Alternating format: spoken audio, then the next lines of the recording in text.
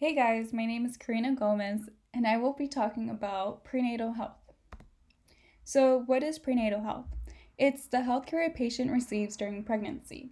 It helps keep the patient and future baby healthy with scheduled checkups from a doctor, nurse, or midwife. The doctor, nurse, or midwife will monitor your future baby's development and do routine testing to help find and prevent possible problems, so it reduces risk of pregnancy and birth complications. Regular checkups are a great time to learn how to ease any discomfort you may be having and ask any other questions about your pregnancy and the birth of your future baby. What are the US statistics? So, in the United States in 2018, 77.5% of live births were to women receiving early prenatal care. 16.3% were to women beginning care in the second trimester, and 6.2% were to women receiving late or no prenatal care. In 2018, about 1 in 7 infants was born to women receiving inadequate prenatal care in the United States. In 2018, about 1 in 16 infants was born to women receiving late or no prenatal care in the United States. Did you know that each year in the US, 3,855,500 babies are born? 23,157 die each year before their first birthday. 116,830 babies are born with a birth defect each year. 382,726 are born prematurely. So the trends over the decades. So here are the most recent charts that I was able to find. So the U.S. funding for maternal and child health and nutrition from 2006 through 2020. As you can see, as the year increases, the funding also increases as there are more births, more pregnancies, more spending.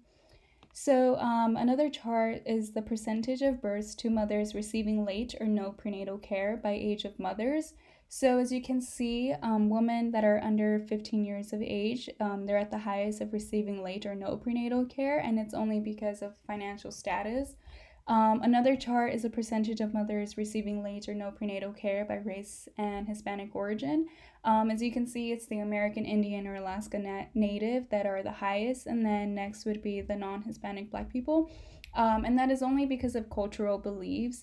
A lot of cultures believe that they don't need prenatal care, they don't need to spend the money towards it, they can handle it themselves, which is no, it's bad. You shouldn't think that way. Yeah. So, risk factors of not receiving prenatal care. So, neonatal death, signs of unhealthy pregnancy, for example, insufficient weight, excess amniotic fluid, Rh blood factor, fetal growth restriction, and unknown bleeding, higher chance of getting a disease, for example, renal disease, infections, diabetes, birth defects, and chronic hypertension.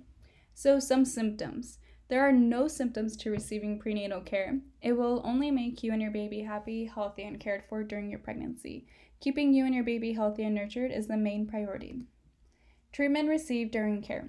So, being well informed and having questions answered, vitals checked, having appointments, ultrasounds, check fetal heart rate and position, implement tests and screenings as needed, lower the risk of complications for the fetus, taking vitamins and vaccinations to ensure proper nutrients for the woman and developing fetus.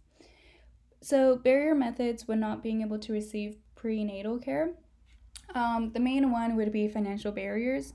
Not being able to afford medical insurance and medical care is a huge factor. Low income women, so there are a lot of women that have to deal with their pregnancies on their own, and they have no one to support them other than themselves. So it's hard, it's hard being able to manage and get through things on your own. Personal and cultural factors that can limit use of care, fear of hospital care. So, fun fact, how often you'll get prenatal care depends on how far along your pregnancy is and how high your risk is for complications. The typical prenatal care schedule for someone who's 18 through 35 years old and healthy is every 4 or 6 weeks for the first 32 weeks, every 2 or 3 weeks for the 32nd through 37th week, every week from the 37th week until delivery. Your doctor might ask you to come in for checkups more often if you have a high-risk pregnancy. So here are the resources that I used. I know that we were supposed to find only one organization, but I thought that being able to find one that was actually a little bit cheaper than the other one would be helpful. in case anybody needs it for future reference. Planned Parenthood is a great one. Kaiser Permanente is also a great hospital if you have medical insurance. Hopefully they take it, but they are both really informative. They can help you into the right direction and keep you and your baby healthy. All right, thank you.